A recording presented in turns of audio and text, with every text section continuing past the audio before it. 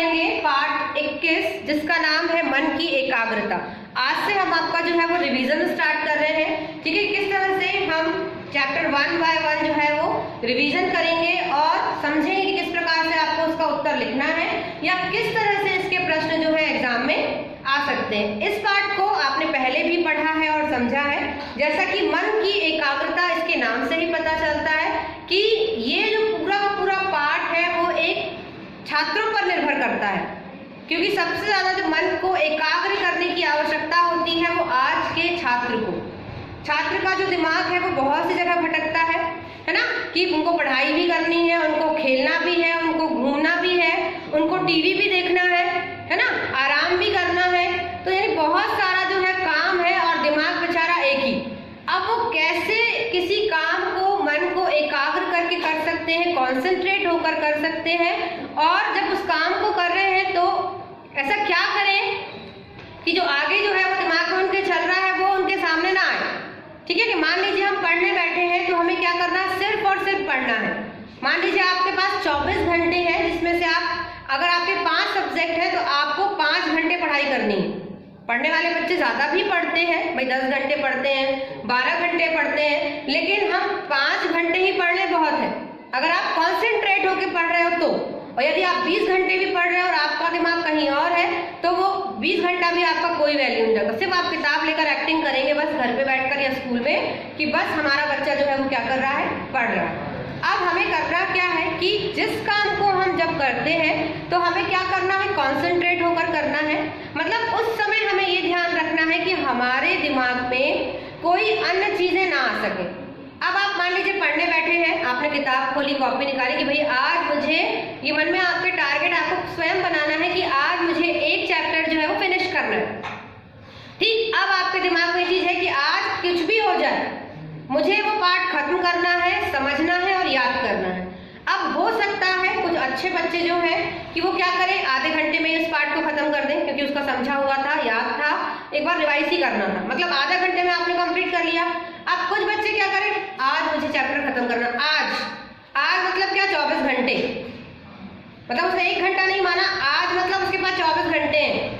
मतलब अगर टीचर ने बोला कि ये पार्ट पढ़ के आना है आज, तो मतलब उसके पास सुबह भी है, दोपहर भी है, रात भी है, सोते सोते भी उसको चैप्टर खत्म करना है।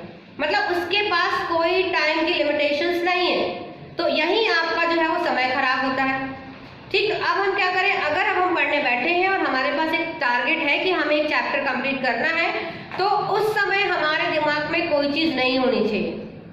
अगर मम्मी भी बुला रही किसी काम को कि बेटा मार्केट जाना, ये करना है, तो 1 घंटे बाद, मतलब मेरा पढ़ाई का समय है तो मैं सिर्फ पढ़ूंगा, मुझे और कोई काम नहीं करना। और होता क्या है, मौका मिल जाए, मम्मी बुला रही, फटाफट कॉपी बंद करी, मम्मी बुला रही, अभी आता हूँ, मम्मी का काम वही 2 घंटे का, मार्केट चले जाओ, ये सामान कर लो, तो वो मौका मिल जाता है। तो ये किसको आप धोखा दे रहे हैं, स्वयं को, है ना। तो यहाँ पर अगर आप खेल रहे हो 1 घंटे के लिए तो फिर पढ़ाई मत लाओ बीच में, सिर्फ और सिर्फ खेलो। मुझे नहीं मतलब आज मेरा होमवर्क पड़ा है, पढ़े रहने दो, मुझे आप मतलब लिखना है, याद करना नहीं, सिर्फ अब मैं खेलने आया हूँ 1 घंटे आई हूँ तो मुझे बस सिर्फ 1 घंटे खेलना है। उस बीच में आपका दिमाग में कोई चीज नहीं आनी चाहिए। तो ये होता है कॉन्सेंट्रेट काम को करने का, है ना, कि आप जिस काम को कर रहे हैं उस टाइम तक आपको उस काम को मन लगाना है। और जब हम एक पीरियड के लिए आपके पास आए हैं तो हमें टाइम वेस्ट नहीं करना, क्योंकि हमारे पास सिर्फ 45 मिनट्स है।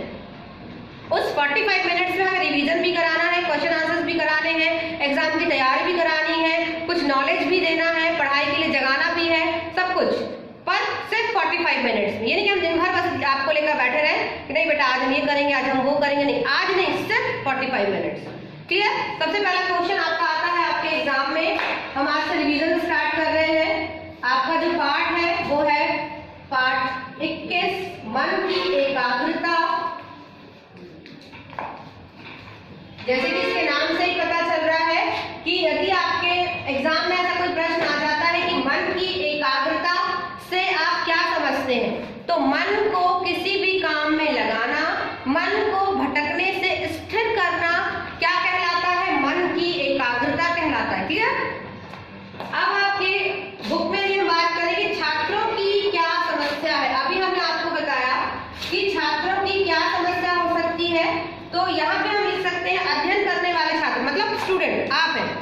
अध्ययन करने वाले छात्र के मन में अनेक प्रकार के विचार आते हैं। वह सोचता है कि आज के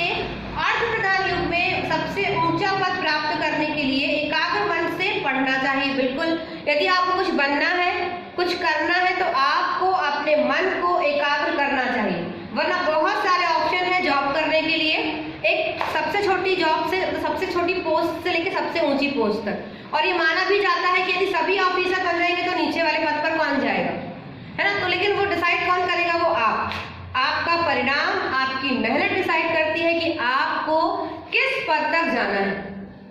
फिर जो है वो तो देखिए किस्मत की बात अलग है कि भाई जो बनना है, लेकिन किस्मत आप बनाते हैं, ठीक। तो यहाँ पे हर छात्र ये सोचता है कि मैं ऐसा क्या करूँ, कितना मन लगा के पढ़ूँ या क्या पढ़ूँ कि मैं सबसे ऊंचे पद पर जा सकूँ। तो ये छात्र की एक समस्या है, मतलब बहुत सोचता है वो अपने भविष्य के लिए, ठीक। आगे उच्च श्रेणी में परीक्षा उत्तीर्ण करके ही उच्च पद मिलता है, परंतु जब वह बैठता है तो क्रिकेट, सिनेमा, मित्र मंडली की मौज मस्ती आदि में उसका मन भटकने लगता है। मन की चंचलता में बुद्धि की एकाग्रता भंग हो जाती है। जैसे हमने आपको बताया कि मान लीजिए अभी आप पढ़ने बैठे हैं और आपके मन में क्या आ रहा है, अभी मेरा दोस्त आने वाला है, आधे घंटे में बोला उसने, ठीक है, हम वो याद कर रहे हैं। फिर बहुत अच्छी मूवी आई है, संडे का प्लान बनाते हैं कि हम मूवी देखने जाएंगे, संडे तो हमारा होता है। फिर उतने मम्मी की आवाज आ गई, बेटा चाय पी लो, बेटा खाना खा लो, किताब पढ़ के, हाँ मम्मी यार भी चाय ठंडी हो जाएगी।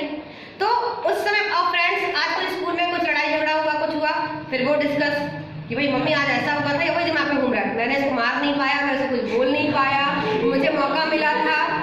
एक बात की बात है ना। तो मतलब जब हम पढ़ने बैठते हैं, और ऐसा होता भी है कि जब हम पढ़ने बैठते हैं तो हमारे सामने, क्योंकि मन हमारा शांत हो जाता है, तो हम बहुत सारी चीजों को क्या करने लगते हैं, भटकने लगते हैं, अपने मन को भटकाने लगते हैं। तो उच्च पद तो छोड़ दो, नीचे वाले पद की भी जो है वो मुश्किल होता है कि हमें नीचे वाला पद भी शायद मिल पाए, अगर हम इस तरह से पढ़ेंगे तो। क्लियर। तो यहाँ पे मन की चंचलता से बुद्धि की एकाग्रता भंग होती है, वह घबराकर सोचता है कि परीक्षा में उत्तीर्ण हो गया तो पद, प्रतिष्ठा, वैभव आदि कुछ ना मिलेगा। इस तरह मन की चंचलता ही छात्रों की समस्या है। अब कुछ छात्र जो है वो इतना टेंशन लेते हैं पढ़ाई का कि मतलब मान लो उनको एग्जाम है, अब वो एग्जाम हो गया, मतलब पढ़ेंगे नहीं कि क्या करना है, उनको पढ़ना नहीं है, उनको क्या करना है, डर लग रहा है, ये भी पढ़ लूं, नहीं वो भी पढ़ लूं, नहीं ये क्या करूं, पता नहीं क्या आएगा, पता नहीं क्या आएगा, गाइड भी देख लेता हूँ, परीक्षा दिन भी देख लेता हूँ, परीक्षा बोध भी। ऐसे में क्या हुआ, आप 50 नाव पे पैर रख रहे हैं, और जब 50 नाव पे आप पैर रखेंगे तो डूबेंगे ही, सिंपल सी बात है। इसलिए जब हमने बार बार आपको यही कहा है कि एक किताब लीजिए, कोई भी जो आपको सही लग रही है ना, तो जो किताब आपको सही लग रही है उसके पहले पेज से अंतिम पेज तक पढ़ डालिए। एग्जाम कहीं बाहर से नहीं आता, सब कुछ बुक से आता है, सब कुछ चैप्टर से आता है, तो डरने की जरूरत नहीं है। आप डरेंगे तब भी एग्जाम देना है, आप फ्री माइंड जाएंगे तब भी एग्जाम देना है। और कभी कभी हम फ्री माइंड होकर एग्जाम देते हैं तो हमसे ज्यादा बनता है, ऐसा होता है, कई बार हमारे साथ भी ऐसा होता है कि हम बहुत कट के जाते हैं ना कि बहुत कठिन सब्जेक्ट है, पता नहीं क्या होगा, ये वाला भी छूट गया, ये वाला पेज नहीं पढ़ पाए हम, ये इसका लेखक का नहीं पढ़ पाए, ये हो जाता है, और एग्जाम सही में जो है वो गंदा हो जाता है, मतलब बुरा जाता है। और हम फ्री माइंड में जाएंगे कि हाँ मुझसे बनता है, मुझे पता है ये चीजें मैंने पढ़ ली हैं, और नहीं कुछ ऐसा कुछ क्वेश्चन आएगा तो मैं अपने अकॉर्डिंग उसको लिखूंगा समझकर। तो इस हिसाब से आपको क्या करनी है परीक्षा की तैयारी। सबसे पहला प्रश्न लिखिए, छात्रों की समस्या।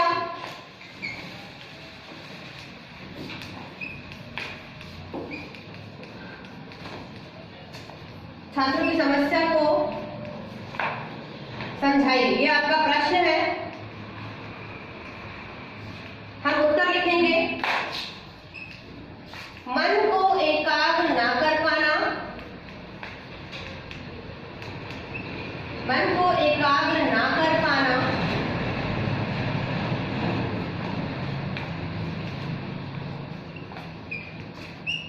पढ़ने बैठते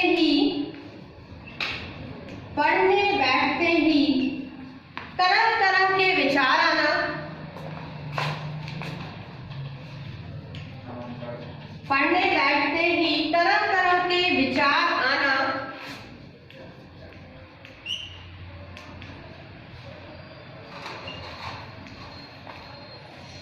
आज के छात्र की सबसे बड़ी समस्या है।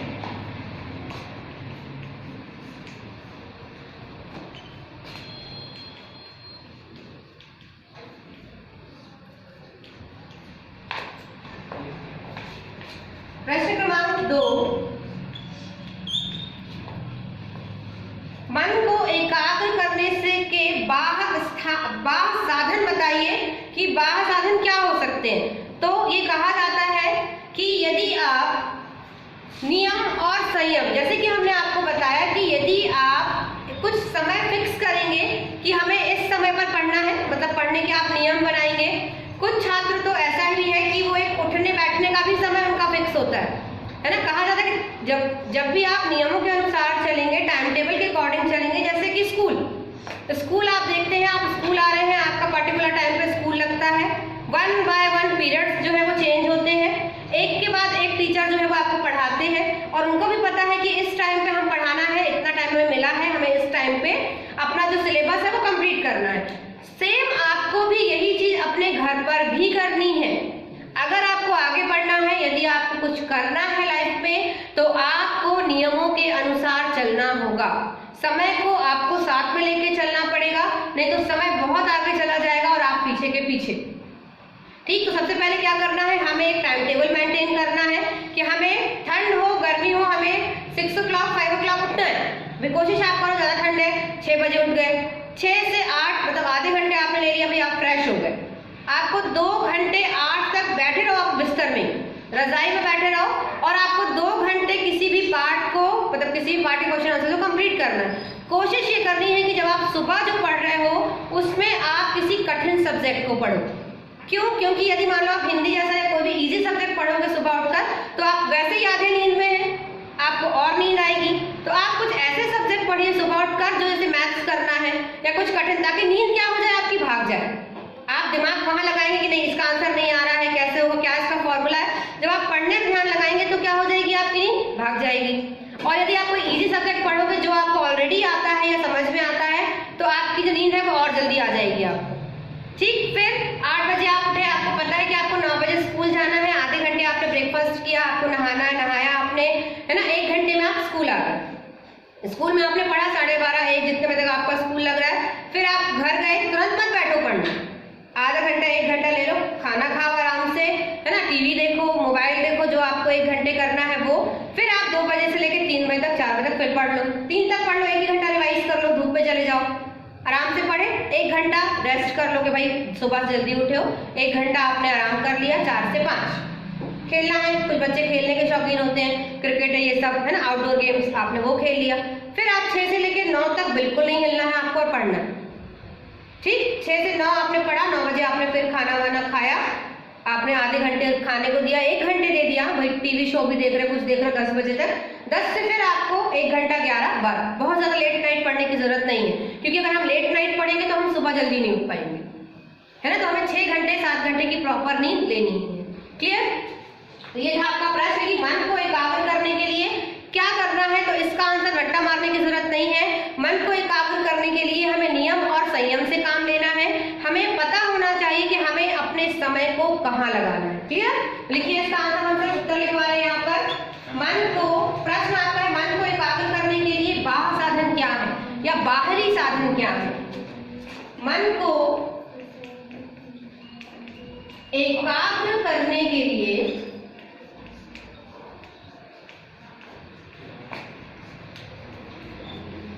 नियम और संयम से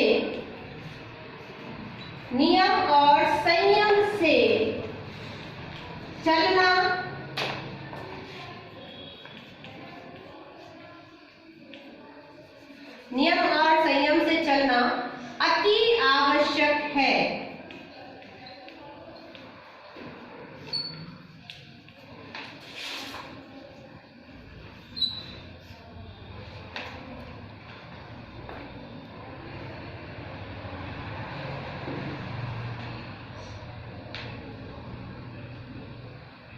क्लियर? चलिए आगे बढ़ते हैं। छात्र की समस्याएं कौन कौन सी है वही कीजिए। इसको हमको जो है वो आपका पहला प्रश्न भी यही था कि छात्र की क्या क्या समस्याएं हैं और छात्र की समस्याएं कौन कौन सी है। एक ही बात है, मन का ना लगना, मन का भटकना, समय का सही इस्तेमाल ना करना, समय को व्यर्थ करना, व्यर्थ के कामों में करना, है ना। तो ये सब क्या हो जाएंगे, छात्र की समस्याएं। इसमें आप जो प्रश्न दिया गया है वो पहला वाला प्रश्न और थर्ड वाला जो प्रश्न है उसका आंसर सेम होगा।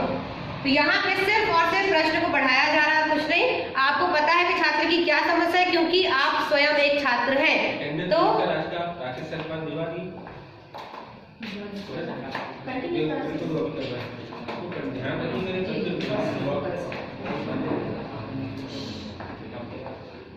क्लियर हो गया। अब आता है अगला प्रश्न, उच्च लक्ष्य का तात्पर्य क्या है?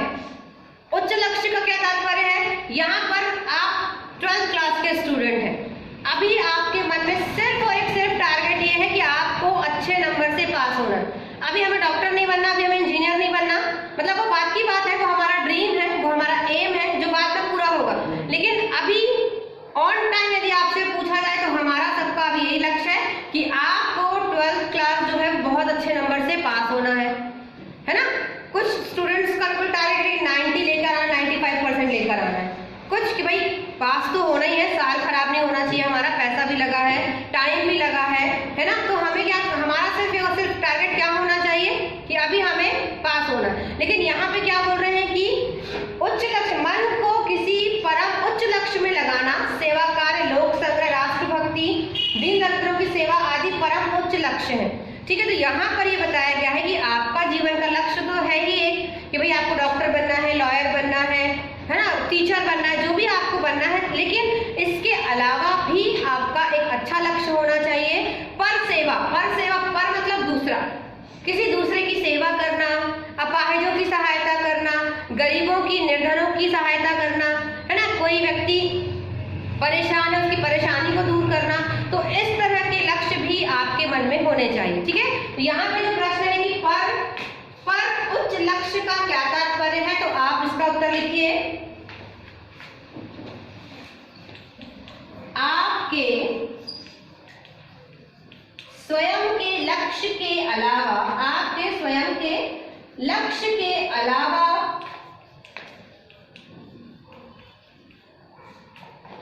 देशभक्ति, देशभक्ति, समाज सेवा,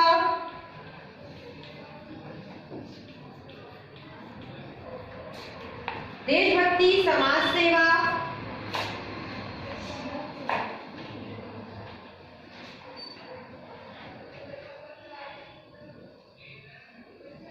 दान और दया, यह आपके पर उच्च लक्ष्य होने चाहिए।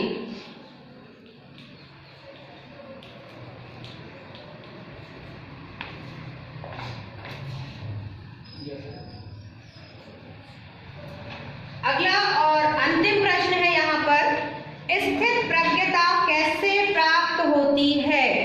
ठीक है, मतलब आप एक अच्छे इंसान भी बन जाएं, एक सफल इंसान भी बन जाए। देखिए बहुत अंतर है एक अच्छा इंसान बनने में और सफल इंसान बनने में। अच्छा इंसान आप अभी भी हैं, है ना, आप अपने नेचर से अच्छा इंसान बनते हैं, और सफल कब बनेंगे? जब आपको अपने मन अनुसार जो है वो मिल जाए चीजें। हाँ, मतलब आपका जो भी है एम है, जो है आपको जो आप अचीव कर सकते हैं उसको, तो वो क्या हो जाएगा? सफल इंसान। तो आपको अपने जीवन में एक सफल इंसान भी बनना है और एक अच्छा इंसान भी बनना है। तो यहाँ पे लिखा है कि कैसे बन सकते हैं आप, कैसे स्थित प्रज्ञता को प्राप्त होती है? तो मन को किसी परम उच्च में लगा देना, स्थित प्रज्ञता की प्राप्त की जा सकती है, जैसे लोक संग्रह, राष्ट्र कार्य, देशभक्ति, दीन दुखियों की सेवा। तो यहाँ पे हम लिखेंगे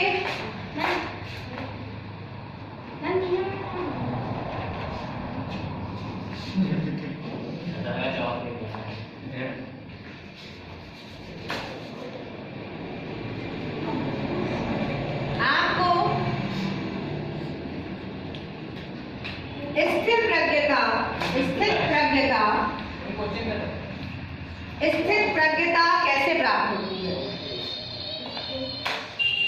आपको स्थित प्रज्ञता तभी प्राप्त हो सकती है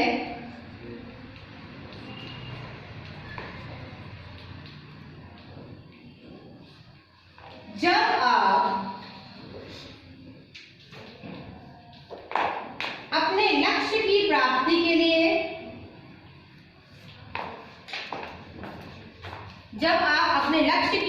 के लिए,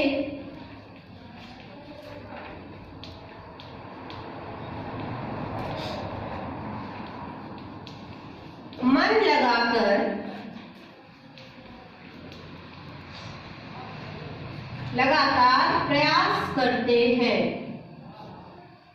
लगातार प्रयास करते हैं, तभी आप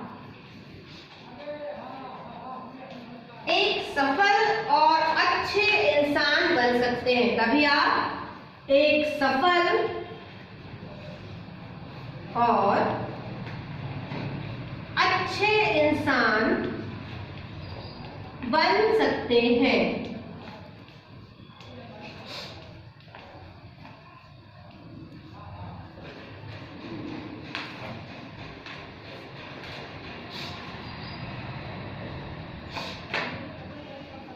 क्लियर हो गया? तो आज हमने पढ़ा पार्ट 21 मन की एकाग्रता। आज से हमने आपके चैप्टर्स का रिवीजन स्टार्ट किया है।